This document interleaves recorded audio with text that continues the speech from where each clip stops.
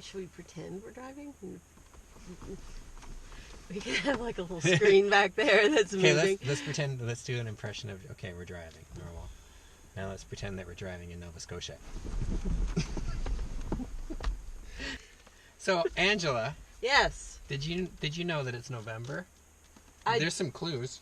Oh yes, that's a good clue. I did know it was November. Hey, wait. How about this?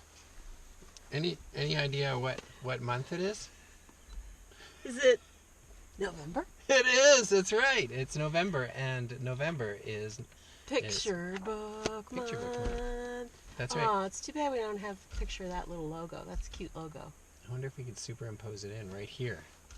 Like right there? I don't know if we can. But if we can, we'll do it. All right. All right. So today we are going to go to Kingston and you're going to be talking about picture books. Mm-hmm. And so we've got a big pile of books that you're going to be talking about. And we've got them with us right now on our drive to Kingston. Which is happening right now. We'll green screen in some stuff. So first book in the pile, we found A Hat by John Clausen. It's a good one. This is the third in the trilogy of hat books, correct? It is, yeah. And it's a totally different kind of hat, too. That's true. And this one is on dry land. Very dry land. Yeah, what would you call this hat? Is that like a 10-gallon hat? Yeah, I think so. Because like a John Wayne kind of. Yeah. Yeah. I don't think that would really fly underwater. No. Too much drag. This whole story wouldn't fly underwater. That's true. Because the turtles could be well, then underwater. they could be sea turtles, yeah. If it was... Why wasn't it sea turtles? I don't know. So this is I think the reason that this one is in the desert instead of in the water is because this one has a completely different tone than the other two. That's true. Because, the other two have pretty suspicious endings. Yeah. And this ending is you know what happens in this ending. This isn't a questionable ending. There's kind of ambiguity and menace in the other two. Yeah. Right. And there's hardly any. Well, I don't think there's menace in this one. There's a little bit of sneakiness. There's some jealousy maybe. Some of the darker emotions. Yes, right. Which you see in the eyes. Right. Oh, you see. Wait, I'm driving. Angela, don't read picture books while you're driving. I know this one right there. Yeah. Those but you little kind eyes, of have to see. Little side-eye turtle. Yeah.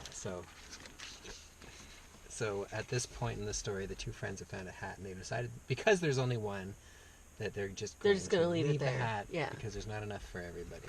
And as they walk away, this guy looks longingly back. Yeah. So the other thing I noticed about this book is some of the themes of being inclusive and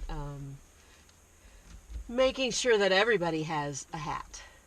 Right. Like how do you make sure that everybody has a hat? Maybe that's just your dream that everyone has a hat. Right. And it's a good dream to shoot for. Which is why that ending is not as... Spoiler alert! Oh yeah, we forgot to tell people. There are spoiler alerts. Yeah, so I have a 4-year-old and a 7-year-old, and this book is... They live in your house? They live in my house. Uh-huh. They live upstairs. I live upstairs too, but in different rooms. But they're my kids. Really they're good. my They're kids. your children. Yeah. We're not Biological children and everything. We're not just roommates, because I'll tell you what, if we were, I would kick them out because they do not pull their weight with housekeeping chores. I'm sure they don't. But yeah, it's a great one for them because not only is there something for both the kids, but as grown-ups, it's an entertaining story too. Yeah. These guys. Well, it's great for kids who are just starting to read because there's there's quite a few repeated words. There's both. Hat. There's a lot of hat. But yeah, like the sentences they're written so that a young reader can repeat some words and some phrases, but it's also it's not too kiddie, too Right. childish. Right. It's very clever writing, as well as illustration. It's probably not his first draft. No, he probably worked on it a little bit before he actually put it out in the world. You're probably right. So, All yeah, what's our next book? I think our next book is... Okay, number 2. Are we there yet? By Dan Santat.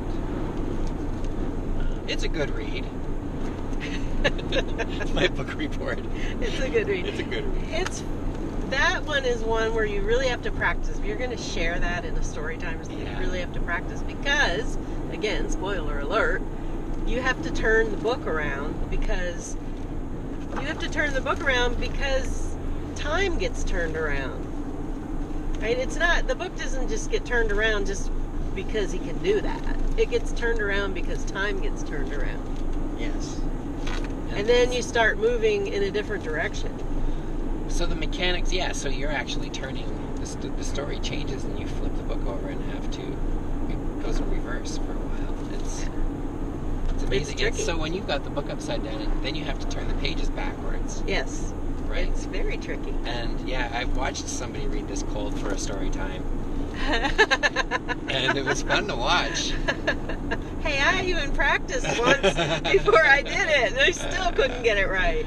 You need to practice more than once. And it keeps you on your toes. But so this book has, the art is amazing. Dan Santat stuff is great. It's always great. It's got tons of detail.